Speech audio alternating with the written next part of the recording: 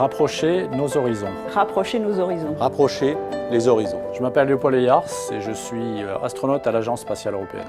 Milad Doueihi, numéricien par accident. Christine Clérici, présidente de l'Université Paris Diderot.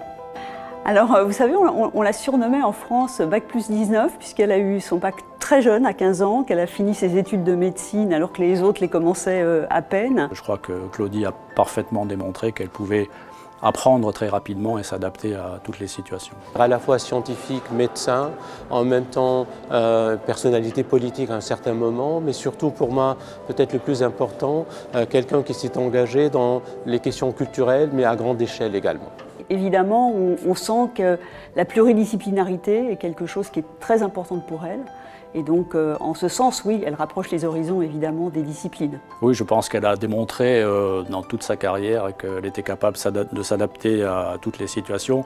Et même si elle avait une formation, comme chacun d'entre nous, assez spécialisée, de s'adapter au rôle des astronautes, qui est en fait de pouvoir faire beaucoup de choses dans beaucoup de domaines différents dans le cadre des activités spatiales. La grande œuvre scientifique, c'est une œuvre de partage. Un scientifique seul, ce n'est plus le génie qu'on a pu imaginer dans les anciens temps. C'est un travail déjà collaboratif, un travail qui se pose sur les ancêtres et sur les anciens. Nous siégeons dans la même, effectivement, dans le conseil scientifique de cet office parlementaire des sciences et technologies.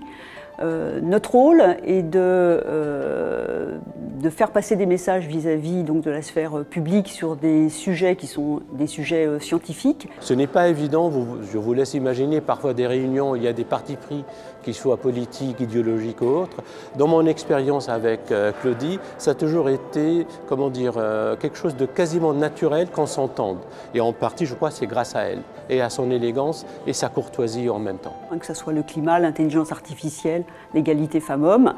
Et c'est aussi un lieu important parce que les scientifiques et les universitaires peuvent faire passer des messages aux parlementaires qui ne connaissent pas forcément très bien le monde scientifique. Ce que j'ai beaucoup pu apprécier dans mon expérience et le travail partagé avec Claudie et les autres collègues dans le cadre de la chaire des Bernardins, c'est aussi ne jamais oublier le côté humain.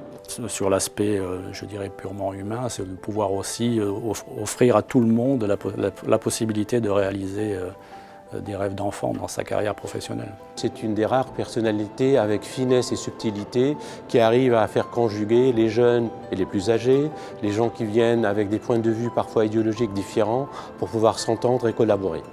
Je crois qu'elle a ouvert la voie. Je crois que c'est très important que tous les êtres humains, qu'ils soient hommes ou femmes, participent à cette merveilleuse aventure. Et Claudie a eu la chance d'être la première, mais aussi c'est aussi un challenge d'être le premier dans un certain domaine. Elle a exercé plusieurs je dirais, métiers en fait, en un temps extrêmement court. Et donc, oui, on considère que c'est une superwoman et que c'est un excellent exemple pour les filles, surtout.